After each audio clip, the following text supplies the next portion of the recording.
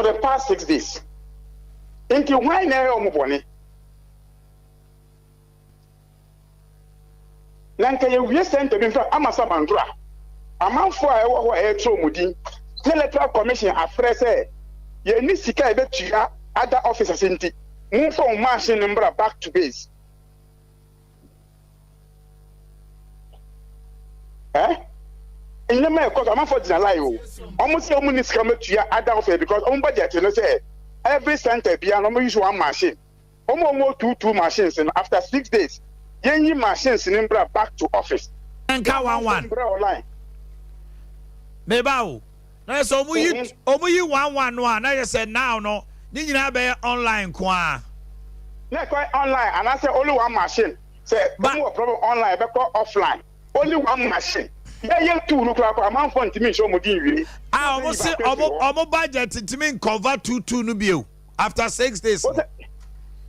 What's that? But say not just say, almost budget to me cover two no bill after 6 days. No, that is what she is telling us.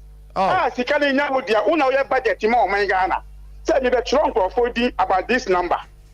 Yeah, machines you say never 6 days in a year cano. A man for bet now when to be showed why you must say through me to be your more. Oh, Adea ever see about this exercise and say by the time we do 25 14 days, 16 days, you know. Me what bar center no 1, 2, 3, 1 to mention one baby. What you say? Huh? Inti on say because that time no who lie you. On say it's not a man for you. But will be a while bread 2 times over center no on a wamba. I hope you get me. I'm getting you right. So issues now how many econo. How in fact offer registration no offer day 1. Yeah, no less than 10,000. Okay?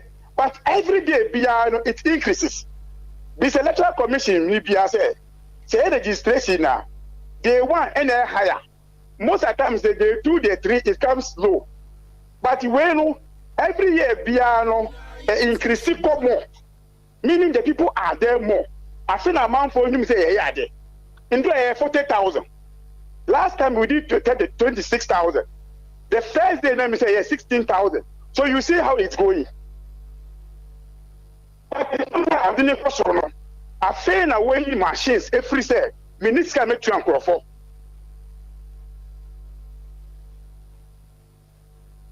Oh, my example, so a press conference. What say about ever 2 and a here? In 2025, in Timo being Kawasem.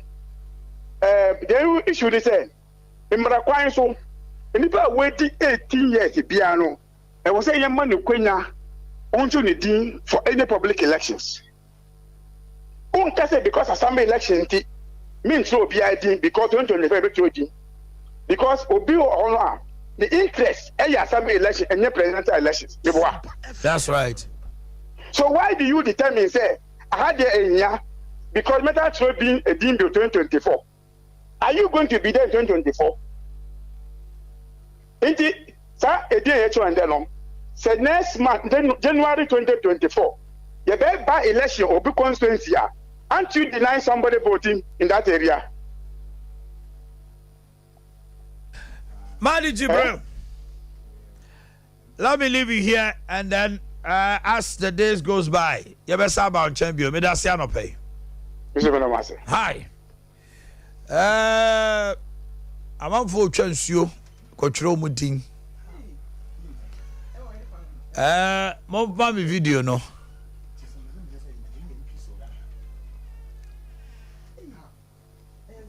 It's funny. I don't got say Malawi. Ghana. I'm from place. Oko register ko to aba. Ghana ni also to aba. Na the civic responsibility as a Ghanaian to register to vote. So if say kwa we no be fast or no giri say oye na adwuma but obetimi akoso akowu. At the end of the day, the issue is this: many people are calling on the Electoral Commission to rescind the decision to register people only at the district offices. Hitherto we were doing it at electoral areas. Now Adea Akye party for ya omusuya omu duabo papa both MPP and NDC abano ye register no electoral areas akwala ne abonu duku 14 years ye de ni ginem kwala bebre omo borderline onye Ghana ni akwala krofo bebre omo ewo borderline session bottom wo voltam bottom honomo east bottom honomo no ma so ma begu ho cho no ma register na ye bom ma ne sikan wo ho na bi mu tam friends biometric machine CB Johnny Tongram and a DC no EC no sit up no cham no and he will be amra the office the way akwala wo ye kase kwa usro sanso so ena soldier for na wo na police for na no district office o ko din semu a ye be vimo electoral area de gangali bia akwa timi matchoma timi ko ho ye start ya ba nye nru anom ne ade a aguna ensensem bi sisi obi apie obi tiri ho a na nke ete semboni bia obi ti nwi ne abato a din try ye tro ene ye pie obi tiri mu a ye pam no din tro we obewi e beto abana wi the party we ne kra post kra man bi sabio agimi sem ne nkwase asem saa na ase adwene ma tiemi we are Ghana ni now betima tro din atro me de metufu because about your commissioner no ono nso so eya kamia ye say we titi trintedudu se duru ma bia wo kan ten o se de so onye no onu fi se on nkrofo ye beboa na beboa ena na peace no se se omu nyina omu ne na omu yi omu susu catch nkrofo so go register o se kanin peace ni bo Ghana card ni gui se ka Ghana card nko na nko registration we they say abetim no passport akọ obetimi the guarantor akọ enom ne sa ne ma no na abato no ye Ghana ni bi so ho a ya mo days e dia ma omi won go obetra wa aka 2 days we say be sin the Crawford chip ase MTN any Vodafone ne yet chips ase ye pie ni tiri ho no ya ka aduane ho asem ye bedi di anya nkwa yaw na to say bibia boko Olivia so ehu adom bibia kama me jina so den ye tie future life nkomo yo ye da se ye tie atiefo nyina ena no pai se urade de da foforo ahyɛ odwontofo ne se ye ni de urade ayɛ moma ye ni nyie ne ni ehurusie ewo mu Omanhene ne de ni gie no ɛwɔ fam o enipa ni gie wɔ fam se yare etete yen na do ha se wo bi gina nsuo mu se wo kɔtwere ni yakoto aba ne nsuo ne fa wɛ enu nti wapom diri ho hia ye nti na yen de ya ba tutu mirika sɛ ye be kyerɛ woduane ya wobedi ye boboa wo fi sɛ nuane ni bi ni nkoyi emframa ye home ka wisie ni mfuturo ni niema bi ni namu enkoyi ensu ya wo nom de galamse asɛ no enu so nkoyi aduane ya wudie ya bo aduro so saa enu so nkoyi enu nti hwɛ woduane ya wudie yie aduane ya wudie pa de hwɛ ni yie efisa no na bɛboa wo enu nti ne ye de future life aba future life a natural food supplement natural food supplement ye mfansi jaso ya wie dada enu nti sa won saka wo de ane se wo sagu bomu na wo de ensuo amexe na wudie na anigi se wo mu se wudie no wo men na esa aboa wo pam yare efre wo ho aduane no kura 23 vitamins and minerals 19 amino acids selenium moduca inulin dietary fiber omega 3 ne de go aduane ba kom se de din manin nenti mpa yare mfre ho na yare ya didi na men na abusa ho se nuro na wo nom ne saa na wanom mfie dodo no ti nuro na papa de we de aduane papa pa na de ama wo high in fiber na aduane a yempo ho na sese wo yire ho na wudie ene wo awukuro mo aduane na sese wudie na niema ni bi a wo kusese gumu no enye sani ye de bre wo no aduane egu robam na ye titi aduane gu robam no aha de obi enka ahomete yem kwa ahoma no so hello Me ba cho wan am ne kasa no pay was some pay. Hello. Your frau say. Hello. Hello. What you been ka? Hello. Me ba cho ai. Your frau say. Comfort. Also call future life. Na dia na sie. Hello. Comfort kasawa yeti onka. Hello. Me ba cho. Me okuma say. Ai kasa yeti o. I make a future life for me and any mundo wasam. Kasa. Last week Friday and Tuesday. I'm a hospital now. The woman I'm coming. I'm sure. One mission to me sooner and I'm be friend remember. Or chamber in the corner I know say. Everything seems here for life. Now look what I mean holding come place of the life in who being not trying to for life run about alignment side because I'm a bad. The bedroom I met the phone on this the two man maybe in you. So on that shuffle. I know I know say or not two them. I never work. The one who she we both to do she didn't come back man of them young folks. Once a man, the person was so simple from 250 to 230. The nine now home. No, she did. Until Friday, Saturday, Sunday, me for sorry, Mr. Hill for sorry. You say I'm not a take one, me for nothing for worse than no one. 4 days, you know, I need to teach. Then I help me because I can impression as well. I just I know, but what's a hill? See, I am but two should send a mere left hand. And I am no be. When I have to be, or say a friend of a photo, so blame and I want not. To say me for comfort. Yes. O say no pay wa she hill a ukọ adwuma. Ba so ai. Wa baso. Kana kwa baba ho. Yo, won be show anim why. Oba ketwa sa ne pressure.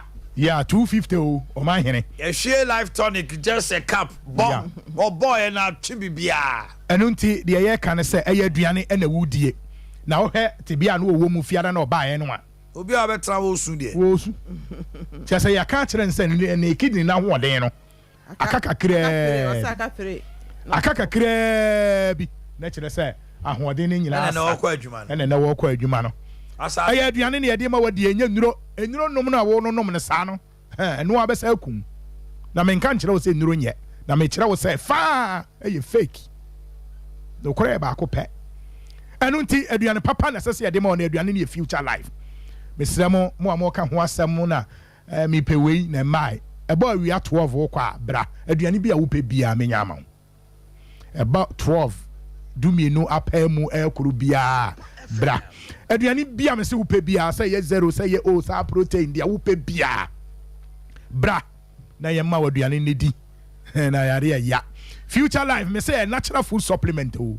Enti wo da duro so wo na duro so e wo se odi bie e wo se obi adi bie na maami wono ni kidney ne pressure e de na e ha no ye de aduane nko na ye de ma no ampass ye de ma no ma na life tonic ka ho no wonom life tonic no ba ya na ye de ma no nom ye o ba ya na ye se nom life tonic onom life tonic ni wie ya na fei na ye ne kasa ye be kire oni ma sese wudie wo se ye ma na 12 apostles ye ma ni vegetables eka ho enuane a wudi ni saa na agugu wuroba mu no wuroba mu nuane no a ene kuroma no nko a aduane bi eton bia wuroba mu na obi aso nka ho asem ena ye mo nwe ye wo food and safety obi entimi nka ho asem wo Ghana ha aduane bi egu wuroba mu se no se minister of health no e se etua minister ka wo ya na wonim heat no saa wuroba no nti ye check ya e wo se ye de aduane gum wenyina se ye check ye just Omanhene burofo ne yeti radio so ne akasa yeah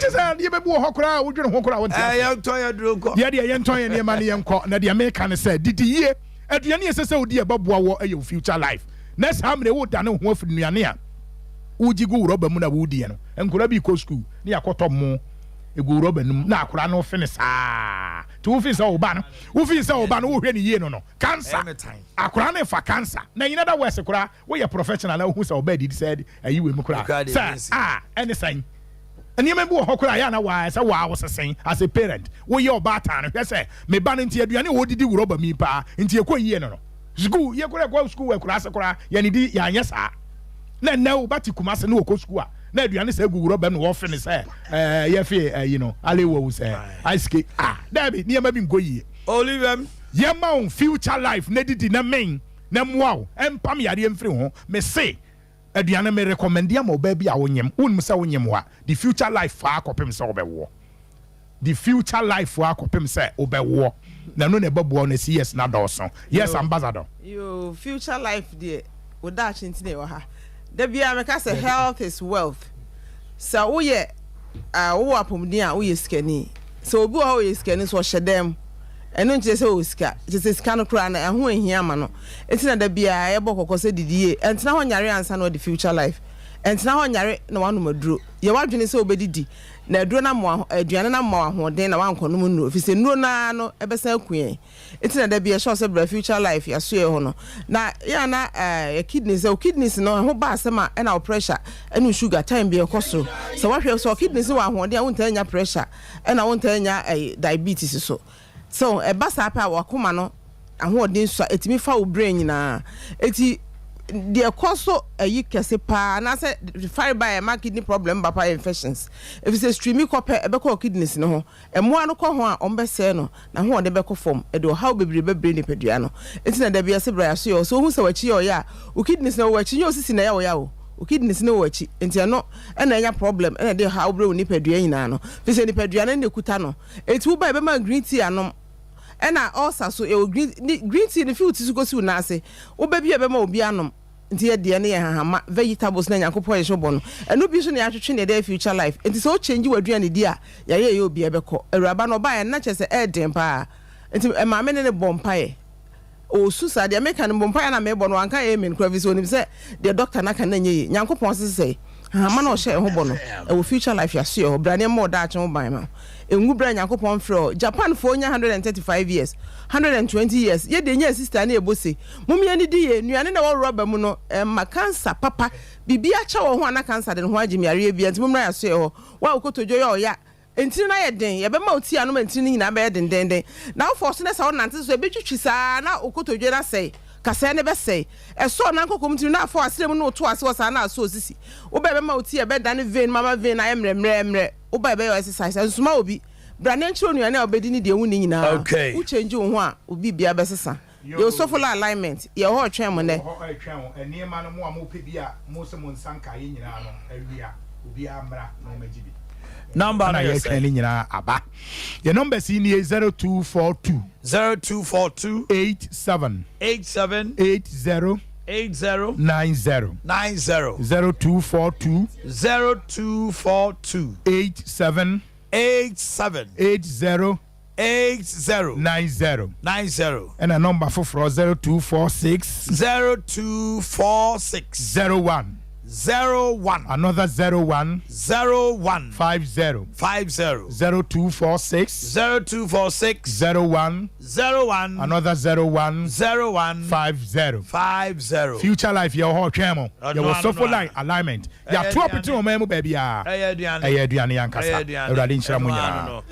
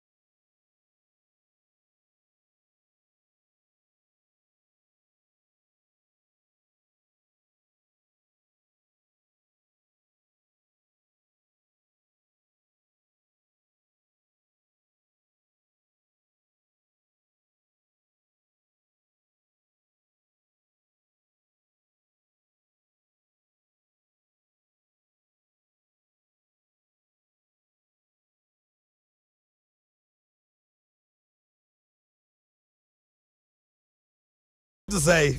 Well, the Biaboko, and upon one if a pa. Adea Akye there. But I didn't so fatal come on. The man there. Let's see our first one. I can see no position of Fry. I can see. I can position them.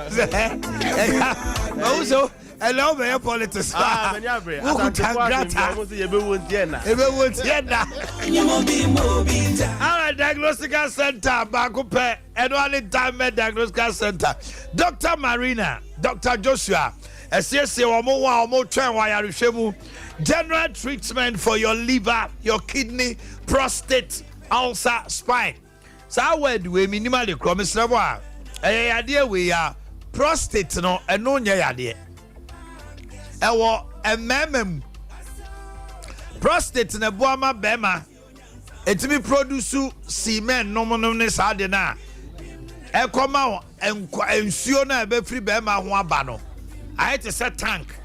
And a manufacturing company for your semen.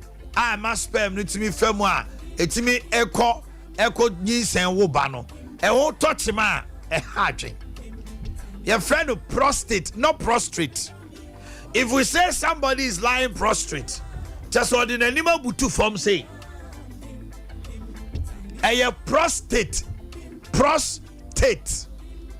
Obo afro yes, menya prostrate. Unya prostrate. When your prostate enlargement or prostate cancer. Now the one more turn to my crowd. Obi on trans your prostrate. The one turn to prostate no ya no. Oti. The one turn to prostate no ya de na ma no. One di ni kro nim ka.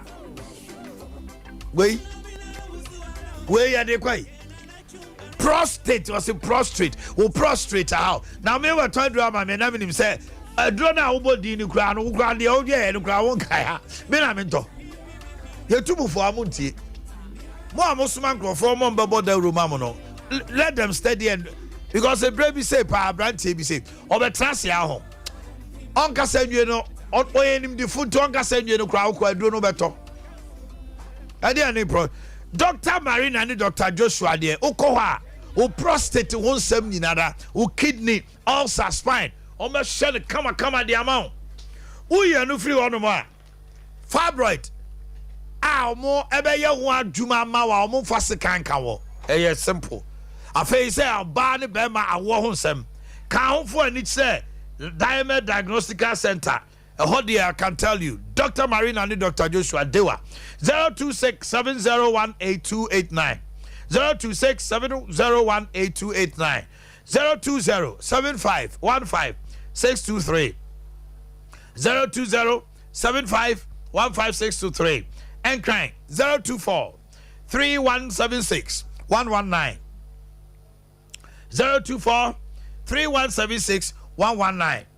Great must be enterprise.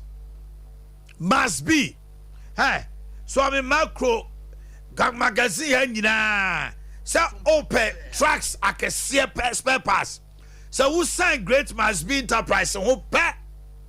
As I can turn the ento. Chinese tracks are about Ghana. And your car can see no ne casa hold on. Your friend Bubos Yatro Ho. It be a sign no tracks. And a Shackman, and a Sakas Akesiano, who copy Grace must be what? Great must be enterprise. Or no said that any menimu, or no say engineer Kessie, say engine housing, whole brake drum, springs, surpresa bar, sack a V bar, whole headlight, Shackman H3000 headlight, and only a Tunusua. Any tail list, no. Can you no toss and I do a Wiobetimako? A sharp. You was Shackman F3000 headlight. You want the filters, hop seal or wheel bolt, a CN Ketwa, brake bands, brake pot backs, brake pot front, oil bath. When you know, Casa Cassia now you know, who call on who used to sign track, who used to Shackman, who used to hold. Now, who did Juma or Honoma? Wait. A modern, fresh, latest. I just say, I said, I hear the mammo. The spare password, or we got just say, be the gun, how boy. No one called great must be. Upo great must be. Kumasi Swami Meko, because your point SHS any di any mupe. Brother Tonyama, Breku magazine so ya honomo, Sunyani inside magazine so ya spare parts nip ewo. Great must be Sunyani a number near one more Sunyani in bottom. Mufri Sremu Benina, Mufre 025 749 1211 025 749 1211 025 749 1211 Brekum Force Sumfre 0550 630 664 0550 630 664 and a Kumasi Force so Mumfre 0242 633091 Kumasi Potamba Biab so free Semo free Himfao free Sin Region Aubo Fre 0242 633 091 0242 633 091 Anna Vodafone also 0206 404 088 0206 404 088 Great must be enterprise anytime be answer so bet my friend for maintenance okọ no ma nessa who you su Chinese truck spare parts na any cars akese na heavy duty cars na oba you betimi your maintenance amount you betimi oil no na aspect to say there be o say e maka ni di mu no and only great must be 0242 633 091 I was say me mo ache mo akwa aba bibi aboko de na do mo de ache e da wase e do ba de ase Ghana economy the sound ye be no and that's all I back clinic no an say we do ania achre takrade port quarters Archbishop Porter girls in Chenho Kumasi okwada so estate park and Grand Tabora Alaji Wakalo Junction Walako Junction tie me so wani hawo so wani so aye obisibisi doctor say pressure wani so eten na abesi so wani ne hunu ade wa kire eben ho so ana aye bebre congenital effect traumatic effect watch a spectacle why you operation so hunu ade bibia fa ni ho a hawo no ka ho yemfa eye drop bia ne spectacle bia amount for medication ye de bibidro ya eno ti na Dr. Eldo Wusu wodo bompa ye wi wasa de dro na kan wo na wo sene no kan ho na friend na no pay ya e we kwada so estate park Tabora Alaji Walako Junction ena takrade Port Quarters Archbishop Porter girls in Chenwa your number is 055 990 1234 055 990-1234 and 059-619-8884 059-619-8884 yo Akwasi am I any Patrick Atnasi Pato and opema who say why your calculations is and nyama ekuta wo so uko di dwa you know so uko supermarket bio and I want you receipts and I sell them chrome now GG receipts so many more drama now to see I me check here now inflation was 43 about 40 which means prices about they are tossing me no you're trading I'm a dincho no James Akasa or some of the so bo almost say omni NPP for a carbon no crack okay machine so do mo pass or the machine be a nationwide no munya touch chimato kekra bi o machine ho ma wie ni wie aye bibia wie ti sa some na mo kan munya already signed 183,000 and over what the 2016 but people are also questioning say oh yeah 2016 population census and no man no maso about to not be compare now so I 183,000 onya hwe ma me no dey o say petampe do jina district office e ho na mo chodi no na e dem go to centers near the call electoral area ho na mo so ankwala agum na mo wiem na ntokwa na ade ni nyina no office of 36 days ni so far so good Patrick mami tell bra mami chao na mincha ko siche mami cha abusanfo mo hwe nyina party for ne Ghana for majibre mincha santima na Brenity yanka say we stand on all existing protocols. That's right. Now, bro, on say me penny you din koma. Ya kasa say inflation hu komo ya na dey starting. kasa say o wata say aban widen the tax net na Ghana nipa be biri okrom ho mu to tax so say this am common so yes nipa be say Europe 600,000 the informal sector and all sectors try say nipa be biri to tax right okrom obi to tax obi oti Ghana ha bia no anopo investment mo say you are contributing massively to Ghana me koto mo emo a me to edi keke ewo fast food emo no me to 70 Ghana cedis back bra tax egumo no so VAT emo 70 cedis na me to edi no 5 cedis 56 pesos NHIS 1 cedi 75 pesos. That is National Insurance Levy.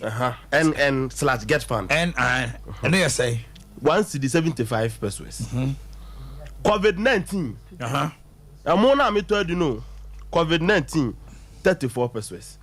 Actually say emo 70 cedis na me told you know. Ma contribute to tax in 7 cedi 67 pesos. Amona fast food accommodate them. Me to mo keke di no. Tax na na do that so.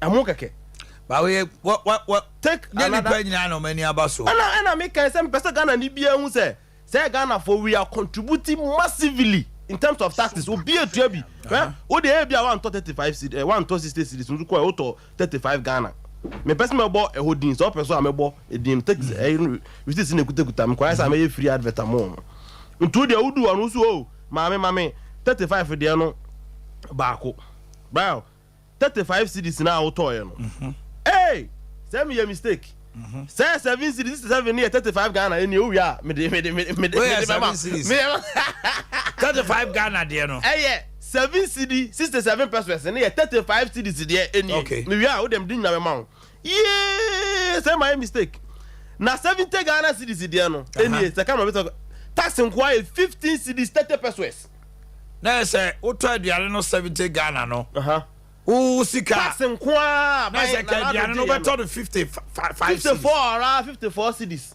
ba o the 15 Ghana to more take away pack mama tumba sama fontiasi e bia wonam no adu fast food bi na so we come dem me ton mo adi take home more na take away na wo ya chire ni ho no 70 Ghana so wo ji akọ no tax na na do de agu na so odi ni ho kra be calculate akọ o udi wo ho o to cha o girl te unya tonkwa na ujin kwa de a emo 70 cedis no tax nkwa 15 Ghana cedis ene da so sa uto mo 35 cedis pack say we fast food to say tasty kwa na ba bia na so me to mo 35 cedis akodi a tax nkwa 7 cedis 67 pesos emo a uto adi o so dey ball mine no enti emo bia nyina ba bia nka say Ghana phone tax bro to the extent that food aduane o say me come de me Oko outside friends Ghana aduane bo ofo pa kokoro bia aduane bo odin no ehwo odin ye kuro mu a wo spend intina bra so what dey a bia mo de mu ntan hu ba ye de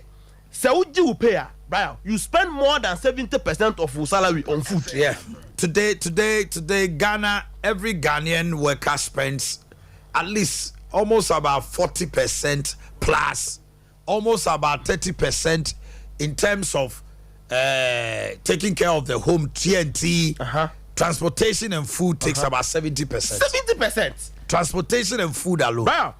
Eti, can you imagine say ye two memu na also koto aduane adi take away 35 Ghana cedis na tax egusu nko an almost 8 Ghana cedis. Can you imagine this? Na COVID-19 emu ami ko disu COVID-19 si hu sen. Emu ami koto adi COVID-19 and so esi hu sen. Say me koto mu adi o.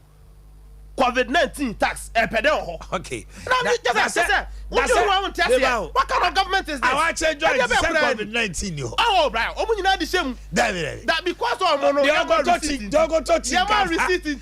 Oh bro. You chose to be at a restaurant. And then you chose to be at a restaurant. For that angle, fast food joint. The government sees it as sort of a luxury. Bro. Because baby abako diabetes take it out. And quite who be now to aduane take it. That be and yes sir.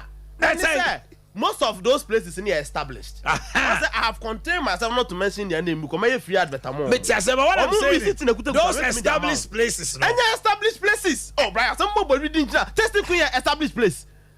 I ain't never do more on me do that's right about to do a light tin it's a restaurant.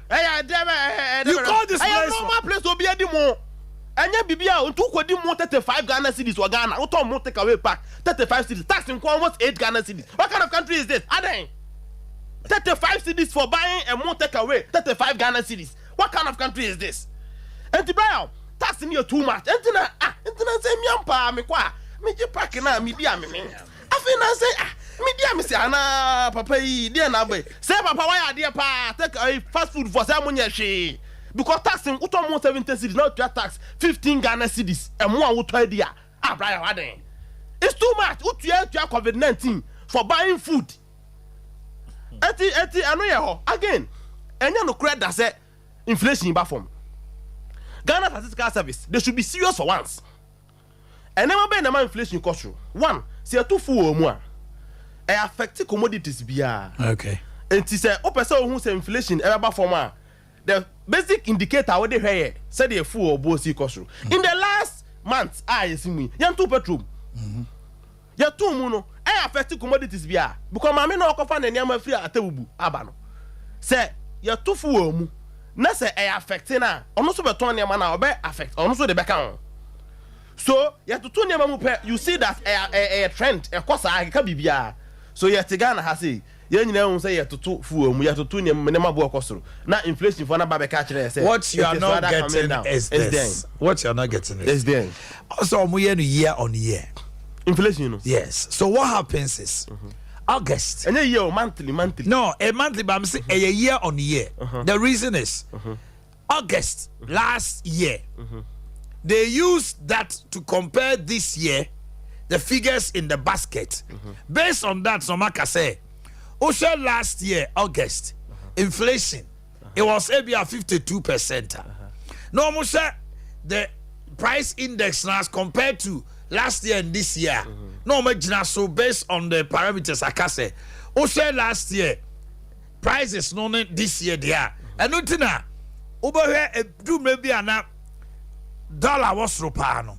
Now petrol was rupano. Inflation shoot 2 year. Of course, say 53 no. Because I wanted to talk October, November, as at last year, 2022 now. That was Timothy. That was it. And to win how much I say. Oh, yeah, last year, August. Now here this year, August. Inflationary trend. And genuinely, oh, here's some random rea. And ocean, yes, this is here too. Oh, yes, okay. Oh, last year, I compare this year. Yes, that's what they do year on year. Brian, year on year. Mrs. Nasa 45 fund to compound and you credit. You have to come and inflate 45%. 40%. And Mrs. Biscuit to be an Amton 250 pesos. Best, if I said 3 months, dinner, Minya Binto. It's now no Michelle, but I'm saying, me biscuit, be near.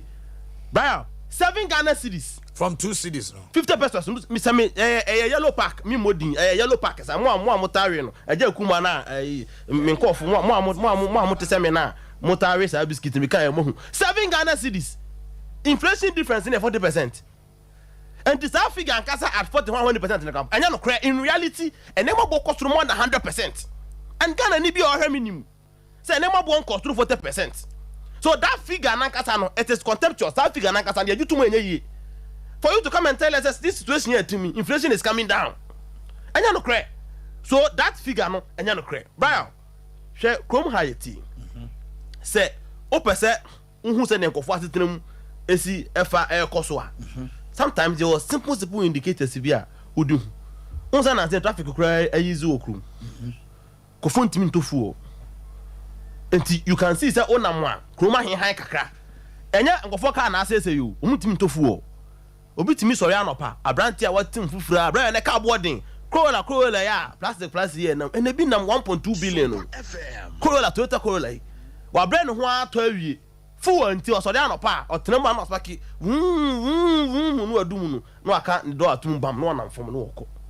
So a lot of people today omutuka weekends nko obo a Sunday nko a na ode kwa sorry ka na wato na oto senko ma ne ho ahenha na kakra wa asetena mu no situation na ye den ama kwasi ada nko a Sunday special ka na obo ne Sunday special Sunday nko a na ode yire ne matim omko asole ba no de besi wa je say the next Sunday because you are just over to car debia or chroma, you spend about average 100 Ghana cedis. Now spending 100 Ghana cedis on fuel every day, sir, for a month. Now you are hoping around average 2,500 will pay, yes. So most people in Ghana here are living magically. I even wonder how people are able to survive. Because when you manage pay 2,000, 2,500, 3,000, now you use a car. I am wondering how you are surviving. So even if you spend one gallon on fuel, say 55 cedis now spending on every day, it's around 1,500. So how are you even surviving? That's why a lot of people are running into debt. And two financial institutions now, government workers, OPA pay loan eguso. Now most teachers in Ghana here teacher for any omu ya banya juma many say teacher for oju omu pay slip now hweso loan eguso no eche kuroi. So at the end of the month yet tini loan ni nyina free so a the odi ko fake akra bi. Now most workers in Ghana here, government workers, omu ntimi nye project more than 3,000 5,000 Ghana without going for loan. As sad as teacher ni ne be ko school abakwa ko loan, nurse ni ne be ko school abakwa ko loan, because life expenditure government na manage economy no so hard to the extent say sikane ba won China say won aye pepe say den always so say den it can still not sustain you. So a moment assembly here unye ska about 5,000 cedis and above, then you are forced to go for loan and to picking ko for pay slipper e bi ma kwaji overdraft e bi mu de loan e gusu ba 3 4 obi kwat mi ko controller for say uji loan na o threshold say o salary no ntimi nji below 40%. Ebi mu ko hu o bank behind the door e ma bank ni mo o loan no ma yet below the 40%. That is the economy we are living in. So but this is the worst ever. If you say Ghana ya ni fear dia ya tenase ye hu amamu a buy dia ho chaba Ghana 40% ku for. This is the worst government ever we have ever witnessed. About we been see that. And in all this, you know, omo manage economy. They are not showing anything. Say, be that sound. Say, papa na the economy ni share. Say, ono na was economy say, ti economy so onye no. They say when I'm so president tedi. So economy me carry last time president, friends, the vice president, or try to crowd in Ghana economy huda. They say if you bears have need here. Now you nyina president no opedi. No be a do my amount. Inflation 40 something %. On share no can. Well, that abandon and say now you so be the president. No, they are 100%. Yes, sir. Say who you nim cost unity. What that die? Say inflation 15% in yet. What better now to 40%? Ya who you nim cost unity. Yes, I know president now found 100%. Yes, sir. So the very person now or be conjecture ebe penti picture be that Ghana for no lectures about the economy. IMF find this vocal. But not a number one is on record. Oh yeah. Press conference lecture 17 on IMF. Condemning the NDC for going to IMF. Today, what do we see? What IMF and you a domestic debt exchange. Or we are also say the president. If Ghana is a serious country, Dr. Bama cannot even have the moral right to talk about so obey the president. As somebody before Ghana fati say better sorry Dr.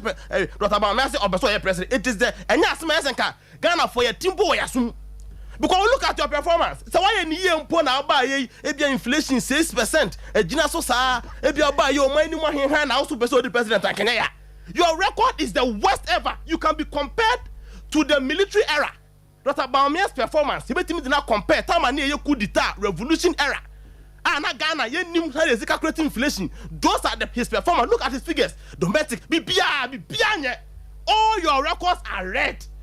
What's it? As I say Ghana for your nim cost unity. As I said, we any person your mamenti. You complain about 15% inflation, but who dear 40% and above no. You don't talk about because we any person your mama. So in all, Ghana ni system say there haven't been any improvement. No Ghana for who will be otimu bi anim. Ghana Brian me losing first one. Ka usia bia Brian. No shoot to me be about 300. Sa 300 no. Me share me akitu bi o SSR. No sending 50 Ghana cedis.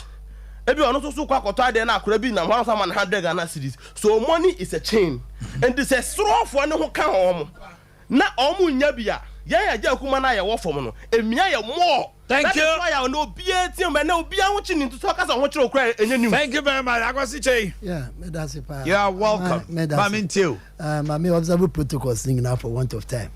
Na me hit it direct to say ba omia nya dia. Na just Muhammad ya kan. The same kolafia nyanyan Mahama. Na one any Mahama there no mu kanasem. The same John as a more former president the same John Dramani Mahama. ye po bi obedi o ma so ama ye performance John Dramani Mahama oba beden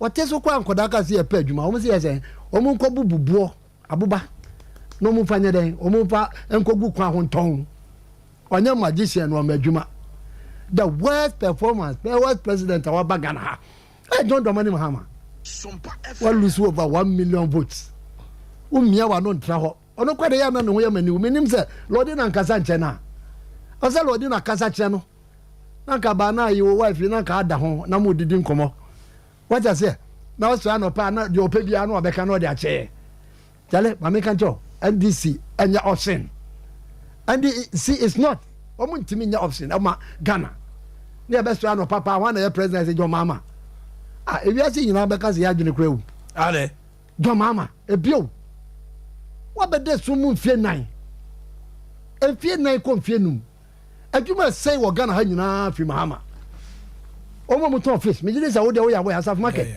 hwemba wo mu twane ko abitan mfie nan so am ha ya ayi wo ta no mu ta ha awo no mu wadi articulators anajo 12 na nkofo dakase ye ya ne ya pamade amane hu ye hu okrom ha amane nyina timi da adwuma wo ye nim tama e be so light ana ma nipa hu ya nipa fa ma bi ni no ba betena se ye fa John Mahama ni bio no ba be dey o se ka bi bua ye dey ma se no ayi kitu abi tama ha bo no waton ko first paragraph like second paragraph no yeah I know how Vincent Balo acquired Tema Port Africa Confidential yes what they confirm how Vincent Balo won control of Ghana's biggest port. Very good what they me opa jai Abidjan for yi Togo for there na neko o next way o first paragraph na nkasa so na Ghana for who said they are French billionaire Vincent Balo added Tema to the 15 West African ports he already controlled by ripping of the country. Me that say the patrol bra baby Ghana's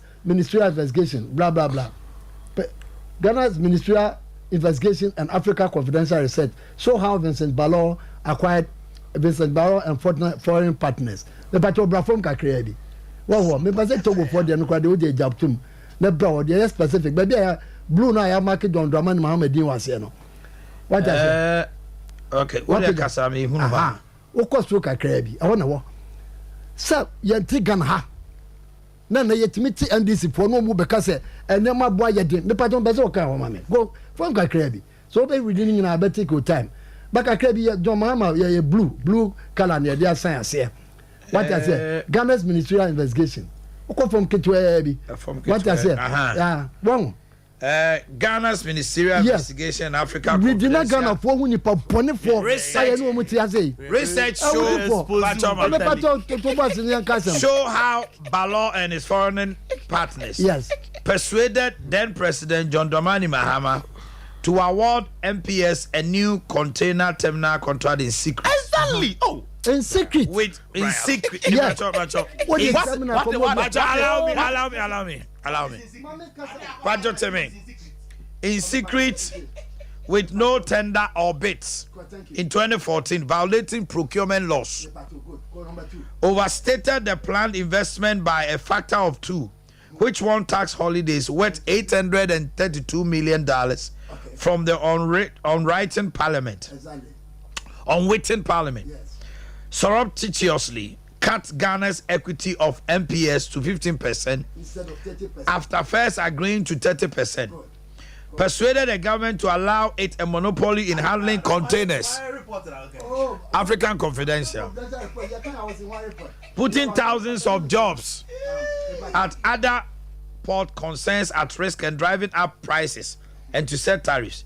Reduce the fee payable to the government over the life of the concession by $4.1 billion. The terms under which MPS operates the new terminal were gravely detrimental to the government and people of Ghana. The report said they do not reflect honest business ethics between parties. The report goes on. 2014. Ana John Mahama on Vincent Balo. Womu di omu sashen kratasi. And the Temaport no ama MPS for 35 years. Oh, please. Oh, hello. MPS. Aren't you here? And somehow okay, and comment my reacting. Allow him. Oh no, I will not allow it. When a new terminal, hello.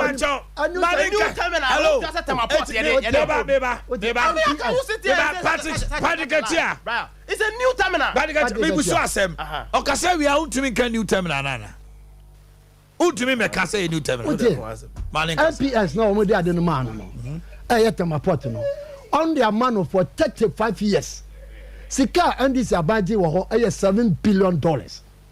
As we speak, not until 35 years no, sir MPS ho no anasa Temaport no enye Canada. Ghana no ye wo mu first no na kan say ne say ye wo 30%, omo 70. And this report na them and ne ye say and ye say wo mu ye 15%. 15% and ye omo e wo 75%. 85%. Akofo ye na say prices. It also be owura na was so tua tax anima o my Ghana. Tax na was so tua o my Ghana no $832 million. Ono what dey ade na ma ye say ye dey ma no 7 billion 35 years no. Ono no tax was so tua no $832 million. Ye dey cha no. Ye dey cha no tax holiday wafa. And now ono no prices na dey ade no taxes na ye wo port taxes no wo ho. Charges na akeka ni nyina no ono na wo monopoly ode ye. Nti okoyi nyama bi na charges bi deda so na oba na charges nyina ba ya accumulative na wutua wose ya bebo abanti so adeboni we krata na wo di further catch us say owura no timi side agi ade no for another 15 years after the 30 years we were right to take another 15 years that is a port no nko ano ya dey man almost about 15 years onfa no fanya de opese ode ye na ko sign contract fun we na owura yi edi yaso awo your port strategic place at your port. How can you give a port to somebody for a friend say for 30 years for only 7 billion? Adea Akye woman say conclusion no a chair will say Ghana 4% and Saka port in the back. I just hear 21 billion. And then Vincent Ballo. Yes, and son of the port na my. See a person in your port in the back. Say no what you 7 billion na my no. Your port in the back. I just hear say you are saying you said you are 21 billion and son of the amaye. Ukosa contract full way na Ghana I won't tell ho and no one ya know how dey bekasa. Take or pay. Work of 33 companies. 33. And I will be doing fidia besia. Say fidia no almost so woman so obetua. Take or pay. Aban ben na wo adwene obetimi dia yes ade we. Adwene papa obetimi dia yes ade we. Some metia say no maka say me ko fie manfa ka ma na ma fa Uber 33 na ma tua wanka na wane de me ko ya be yanka ma bodam na they can do it yeah they can ma tua muka obedi ma tua oni ma tua e wo say me tua aban ben na one right frame of mind that or the Ghana for be fa sa ha we mu okoye sa de we nyina hwa what's about the catch say ya disika 12 billion and the tua ma sa companies no for no work done. Yen yesa to diesel adigo plant no woye we nyina wie no asen abetra ha no asen nya no na de kasa omo ani bring say port nyama yesi port omo fan call this one so they are the wicked people enemies of progress omo pese Ghana ne koso de bia ne abetra ne eka wo wanya ho restaurant na didie me alaba ayi no watch bi na church no anopa no mato me 10 watch Ghana me to me 10 my feeling maba. Now when you secure to the sense that we call restaurant I can enjoy what to be my guests net your tax who come since when a tax you dey to nyamaso since when o man you tutu kwan near there even at all supermarkets near there the tax now o kwa brocha some na back one but on tax was na do so say some e be kwa do so say some man bro no be nya no na o kan the tax atoso near the tax atoso near the tax atoso one what tono aba we ya man what tono and this an kan say no tie et wo nya na no me say papa for na no mu esoso articulator wo ha wo hwe binom ani anopa na wan kasa besu efie na ne edasu mu na wo be kasa so man mu ayeden generator watirika wo fie dadam ho ba bia na mu de esi how many times na mu to diesel anopa and wanya ho no wo be kasa de ache Ghana fo o man yeti enka na Ghana fo ntia sese obi enu wo kasa e bibia 100% but you better off under this government than under NDC comparatively. The evidence is clear. Anya hwe kra no obane ko school wo tue 20 school fees man. And this sentiment tue bi. Wan tue bi.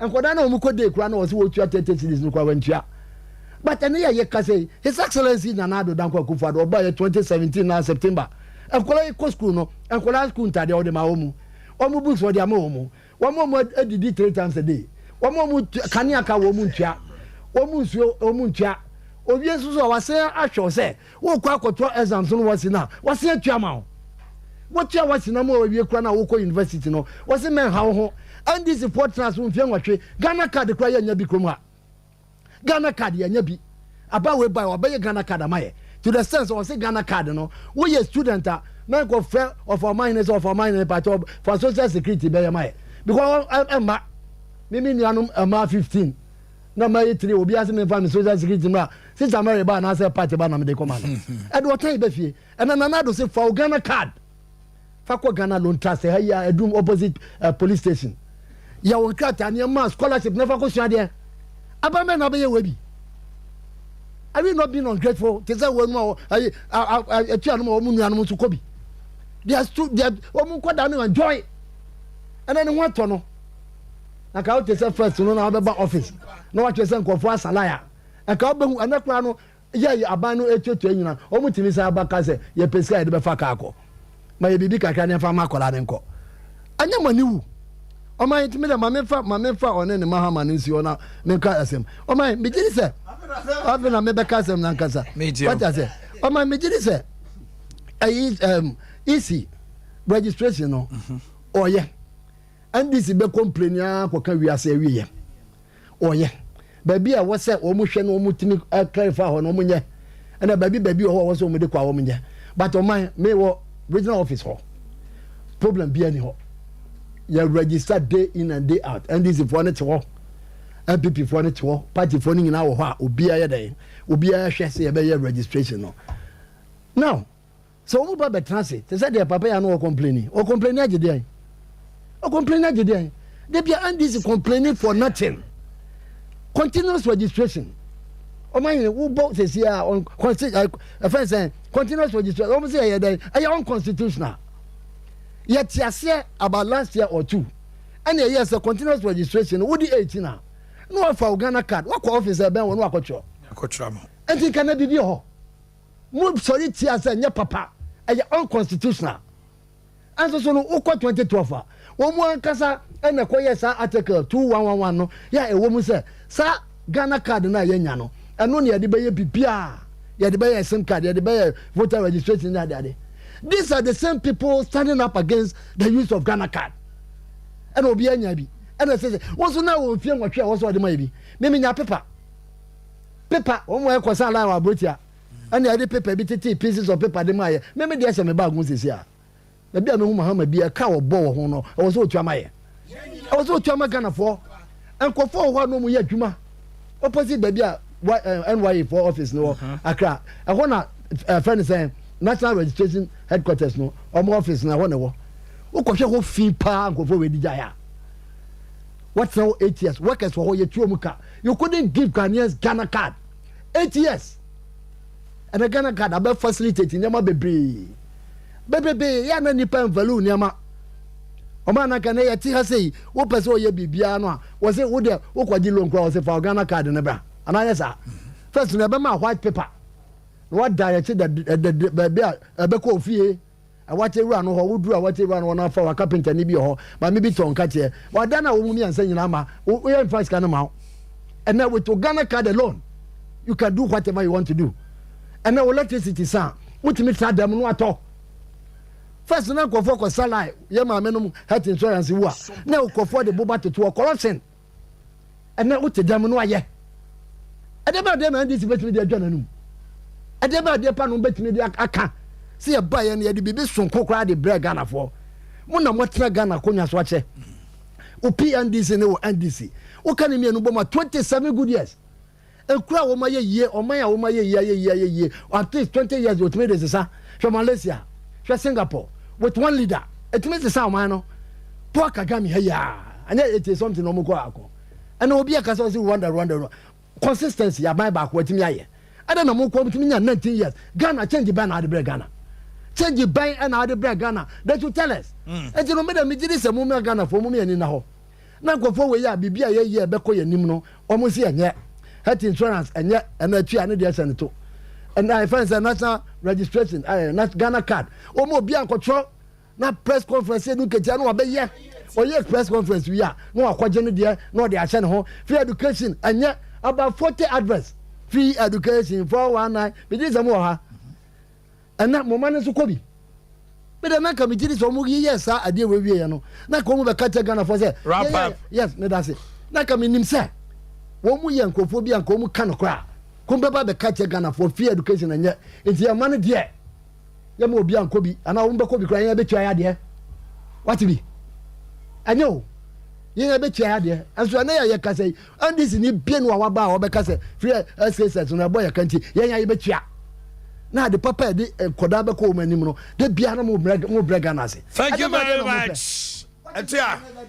Bro, Mami too. You see, on that time I go see Gaza. I was chipping in. Yes, I'm chipping in because I want to harass him. No, but I wanted you to wait so that I give you the floor. When you do that, no, and never be a while. Say, okay, it exposes you a ground so much that. Oh, dear man, hello. Let him expose his ignorance and let your intellect be at play. Period. Matias. And I said, what you are now, so Ghana president here, Omanhene Yaw. It is something we cannot watch you no wakako. One, and you know, crazy at the time pot. Akoma private. I mean, why do you sit here on a big platform like this? Now I junior say to see a Ghana for say be yankin kent na ko si better we do so no twa ntrosa na asole ko nto abetana wo say ba be Ghana government na also be say expansion of Temaport mama kan been true or say Temaport expansion phase 1 port ne dada no wo hodada and you say you say port no short so you betima sa extending here for so it's the expansion that has been given out so companies are wa feel say obetimi a building a beauty or build there near amount years now they are operating now by government will come and show interest near the amount.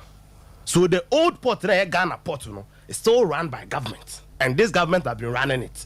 The Temaport expansion say new one a day ever on board then it was awarded to a company say onye osiria obe operating for some years now back to government. You sit here this morning on a big platform like this and this is for the port na come obi seeking to create an impression to say I say anya buy a charge port duties. That is why I wanted to come because it's so basic. The MPS now, which is the Temaport expansion. Mama kind addict to Miria Ebia.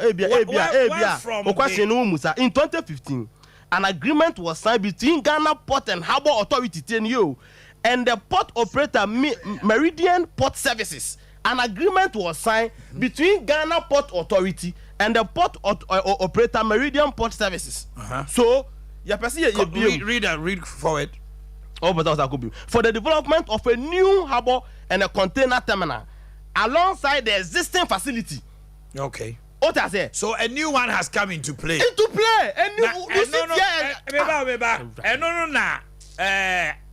Tax concessions so that it makes. Biba, now sir, new port no, and the charges now cost right. And the charges component on the charges. And so I'm saying educated no. Government they determine port charges, and your private investor no crampo. It is part of the agreement. The quotation must read. And to know can be both for me to me containing because you see it is so basic. It's so basic. It's so basic that say already just one statement. I will be whom to come and sit and pay such a picture because and again, and the new port now, almost here, the new operator. As part of the agreement, now I'll say I will be a quiet. And so almost just can be some more operate basically what the idea will be so owns and can almost be. But the new agreement every profit to be on be making within a year. They pay 15%. I don't know what kind of say. They pay 50% to government. In fact, last year, Omu received $84 million.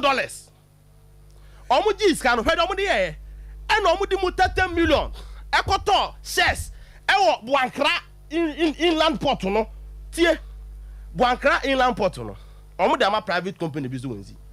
Private company no. Just more. yes or starting say osia and omo Ghana government Ghana mo se jama nipa boni ni no new port na private company na ba be si na ye na ko good agreement nti once all train wa transfer to government say yes no or say tia part of the profit the ma government no mu yi say ska mu $30 million and the quarter shares wo de ma me tum boss na Ghana fon tiase ode port amobi Boakye inland port say private company omra mesi what I say, or no one else company can do this. And yes, sir.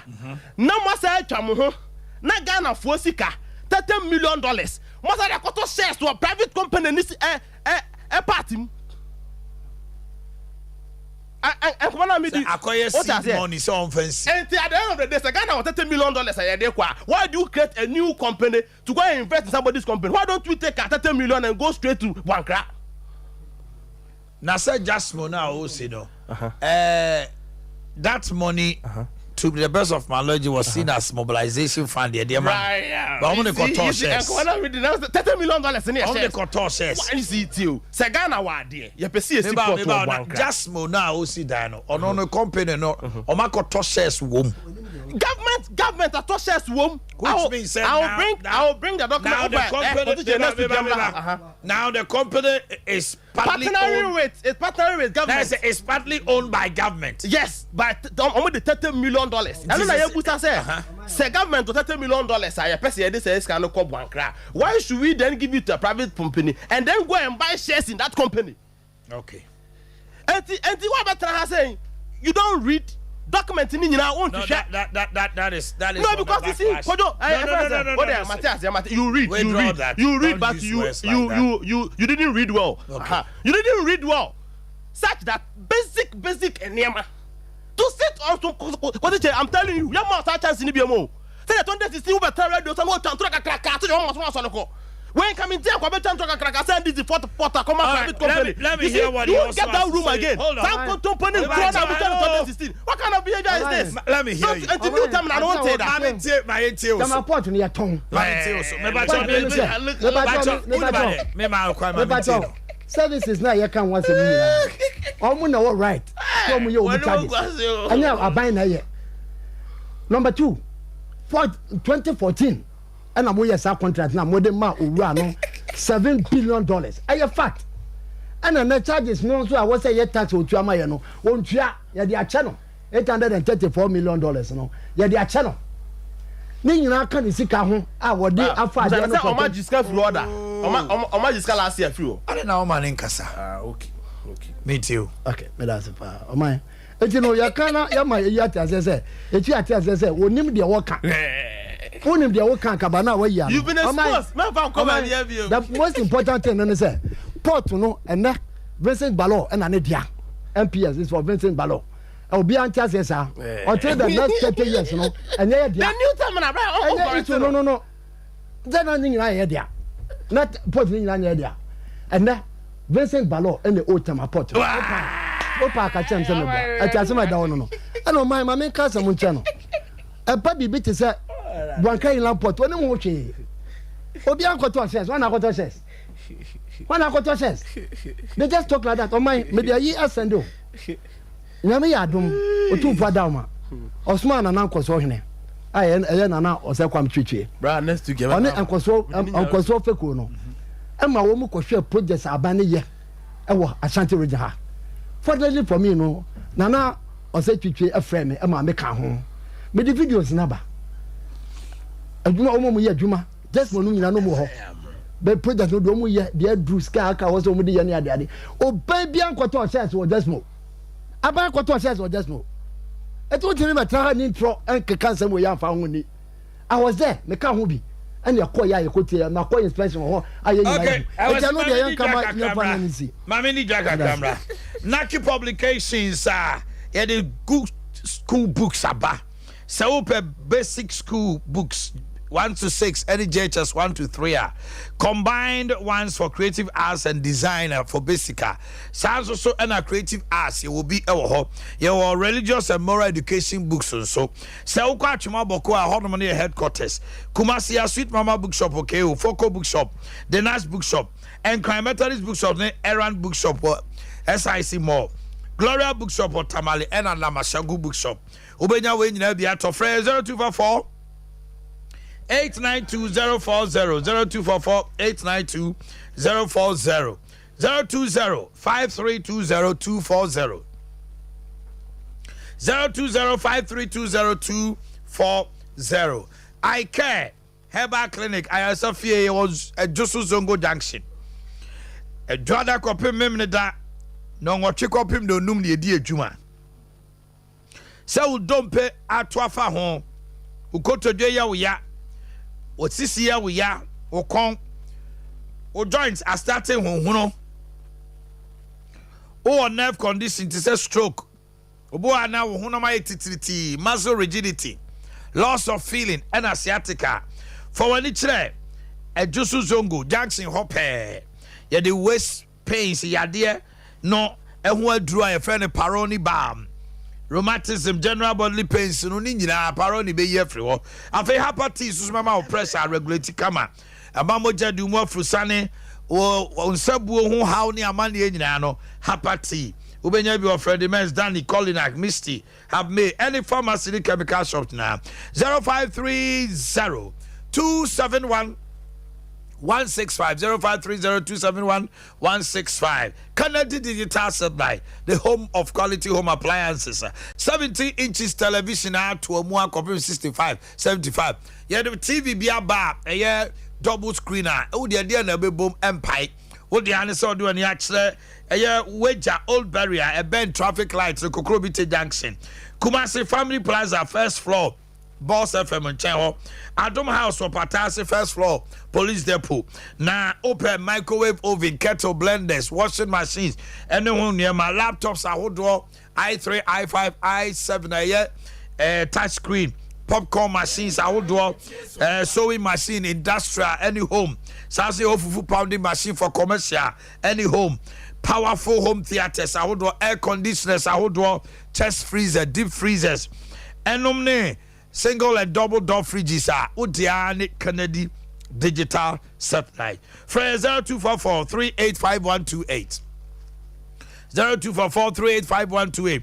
Dr. Mensa bet you stroke a free ho diabetes moja brosone esiche yade no awo ho sem na ye den obema na to form asthma ne yade ahodo nyina no fakodan Dr. Mensa doctor de drobia ba yade ma dofo a wonom nsa wontumi nom nsa bio ye de ma de o ye obi a ono nom nu bone wontumi nwe bio de onom cigarette ama ne sinyina ahye obejan ne tentem obo we kochi Guinness Depot and kind kaswa kofo de atakwale sunyan sa dwudrase dunkwa no figoso ye ye djuma dwara kopim fiada nonson kopim no num memre da nonson kopim no miensa kwasiada nso saa your number no friend 0271 173551 0271 173551 and 0245 958 768 0245 958 768 na ye call your nimano no Leicester Ghana yay we senior man dey Mr. Wo ma remfi yas was simple that niemani tuntum kokko empa niemani wosin opese otwitwi na wosin ye kama no power taste power o pasting ho a toothpaste no a whitening herb sanitary pads man nyina they all heavy flow all normal all light ni nyina your panty liners papa baby diapers amofra no de ba omunya nappy rash baby wipes ahodo sanso na toothbrushes Duke, Duchess, Princess and Monarch ni nyina bi ewo edwaso wo dia ne se obefre 0501 390337 0501 390337 0501 390338 0501 390338 Edum otum for start to Nichanya Bempa Deeper Natural Health stomach ulcer last stop sorry wotumi so ha na obo ano hyehyew wani so biri wo yam ye wo ya utiri dwa gagaga wani so saa oda wo na udidi a enyam ye na ebofa so ulcer symptoms akese pa no for ani kire Deeper Natural Health stomach ulcer last stop ye the machine no ni fidie no ne aka ni nyina no be so we are the local and natural foreign herbal products Yeah, the account. Yeah, was second floor. We last hour did so. Can he mention health insurance? A dining room. Mention kwano so 0245 118434 0245 118434 and 0246 744 744 0246 744 744. What you are secure bank? Bank Stronko, Abofra Ketuano, yet infant minor savings account, Sansuna savings account, fixed deposit, Susu account, the Susu account. No, what to I cabo mummy and Sandy Amabosia. Kotu Susu, baby, I continue to Asikai. Nayama, who jet to the Muntre. Your salary loans, ma, Jumai 4, salary advance, ma, Jumai 4, and no one is out there, what to an among Western Union, East Switch, a year Ghana pay, MTM Momo. Open a year bosia at the funeral loans, you will be a hop. Open commercial and as a business loan, be the attract with Jumem. All the others all do any actually branches, Nibia, Kofiasi headquarters. Mampo Ejra, Sepebro Coma before macro. So I'm a market. Dr. Mensa, oh, Nina, Ubohuyen 0504 842 957 0504 842 957 na bibia koso kama ede amount afei tiemio miso drink so wunya bibu bar e buy in twos your mixed fruit your mango and your 5G na 5G na say guarana grapefruit grapes ginseng and a green tea it's so kama e mantini ye adwuma ma bibia cholesterol level bibia dadi to what him say unum drink anywhere it gives you extra energy. The heat in you makes you able to work in bed, makes you able to do your own work. You may be a best way can't win. Now KF Kunji Enterprise in Rome Hotel. So I'm here. Ubenya biato. Manager Daniel 21st clinic here overseas. Behind supermarket, Abawa post office, Anomani, PNC Ventures, Anomani taxi station. Any charity hospital doing anymore. Atcom Royal Ventures, Mama Esther, Utrap Baptist University, Iowa, Nasachi Enterprise, also, Ewa Safwa Binchi, VIP car park doing anymore, and Aquacoach Company Limited. Fra 0246 270221 0246 270221. Yabewi Namdia, near Boris B chicken, a bat chicken, papa, Yemfa steroids. Yemfa antibiotics, no vitamins, and said chopo, and Makukonin Yakaka, so no, I am not fine. There be locally produced chicken. I or broiler need layers. And I need just to say, we are criminal timia. I said that for Malama on the slaughter namnina. So it is halal. And you're very nutritious, enough good protein. You were 1.6 kilograms, 1.4, 1.3, 1.2. You were thigh, you were wings, you were breast. And the fillet, gizzard, layers, and a meat meat, a demand cramine. Branches are open near Tono, a Bantama High Street, Boris B. Presby Church, Aswasi Market. Santas run about any unity oil, Quabinebi, Poku Trading, a doom, LG More, Tech, Top High, Shell Body, Junction, Subenebi. Number no 05 344 34453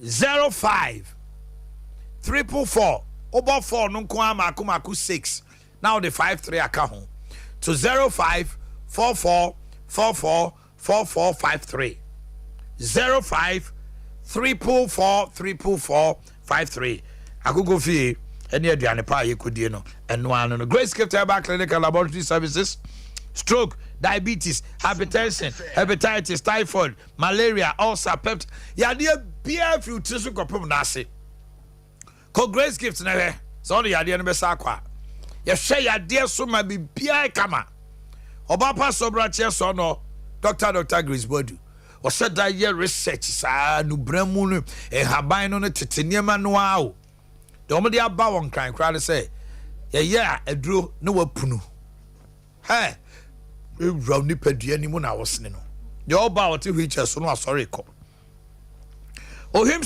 school Johnson barakese kwanso en kan ni achimota petroleum banglo any family life dey hwe ni mu say ho na bra 0543 320030 0543 320030 and 0244 126 123. 0244 126 123.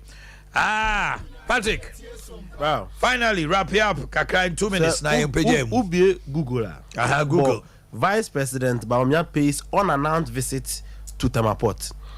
Mekane Putoka Sam Kakra me some posting. Was the Vice President Alhaji Dr. Mahmood Bawumia has paid unannounced visit to the Tamaport to familiarize himself with the operations of the port and hear at first hand the challenges facing players in the sector. Now, Uku Enima, paragraph 4, Osi Jacob Kobla Adoko, Director of Ports and officials of Customs Division, including Sector Commander Confidence Enyazi, conducted Dr. Bawumia round to observe the operations of the Nick TZ scan. So, Tamaport, no, different. So, first one or Nick TZ scan. Meridian Port Services, and I say another there, and what's my another part of it, our coin. Golden Jubilee Car Park, and I say another sector of it. State Warehouse and Atlas Copco, among others. So, I'm just exposing him that Meridian Port Services is just a sector within Tamaport. And that is why I don't know and you didn't call various different sectors within a whole. Again, sorry, digitization of Tamaport. Digitization of Tamaport. And also, Obo Google. Ebeya CCI. Now, here, also, so dear Dr. Bawumia kan. The Vice President, Dr. Mahmood Bawumia, has announced a fully digitized Tamaport to enhance their operations and enhance revenue collections at the port. Enti obi company na oyeno and a Ghana government eco invest here and the digitization call on the eco revenue. So sometimes say udin koma kai say nipa wo fi no sabi enyo mu nyina na read. People can easily cross check and expose you to sit on a big platform like this. Per this Adea Akye Abia just some report no a different pattern here say 6 or 7. So a one sector abaya awarded to a private company wasi BOT was ska afibia o turn profit now or declare profit or to be side my government. Then you come and sit here out of about 7 different sectors, you know, you come and sit on this platform and say pot ni nyina yeah they come obi. Okay, thank you. I can see wrap up. When you do that, I like to sit on your birthday. The point is that Omo Kasano, Omo Bonia, Omo do pot. Omo Majimo Mayo pot. And you didn't cast one party pen, another one party pen. How on earth? And I only said the way about Mobi for 35 years for 7 billion. How on earth? Now you know where we are not on to the wall. What the cast your party pen? Yeah, it was big time. Tamaport, you know, Omo the amount Vincent Ballon. Vincent Ballon and a control Tamaport, you know, as we speak now. Quite an say. Adea no for 35 years. We are also another 15 years. Yeah, the amount for 7 billion. How much is cano? As I say, I can say, we are no betting for Adea no for another 15 years. You best say in your pot in a baka. The only man you been in a baka. I was say your 21 billion. The point you know say. Sit down here, Koyan Kata say, you have 70%, almost for 70, near for 30. No motivation say. I go catch woman for 85. Not gonna buy for 15. And I want to be what I say? Oh, the boy then what you be at? Oh, the international contract. International contract. What do you mean by 2 billion? Abrogating. What do you mean abrogating? Oh, you be away. Thank you very much. Okay. Thank you very much. Tony Sack Electronics now so yesterday. Every birthday, si bro. Sauko Sunyania Property Electronics. You be a showroom kakraka. Cocoa board runabout, no. Yani a terminal. Can I have some silence? Thank you. Terminal honor. Sanso so na speak test ya what depo kese. Kumasi ya be a showroom ewo. Property Electronics new Kumasi e dine and need you anymore. Sanso na from Wesley Metal to Sania Triangle no. Ubo who Tony Sack. Ya what chest freezer, deep freezers. Eba Property Electronics app, that is your home. Call Nekoto Debia Opebia, the Fakofie. Woman so yasne from 0500309309 0500309309 and na Hajia Aisha Yanta Chua Boakye birthday.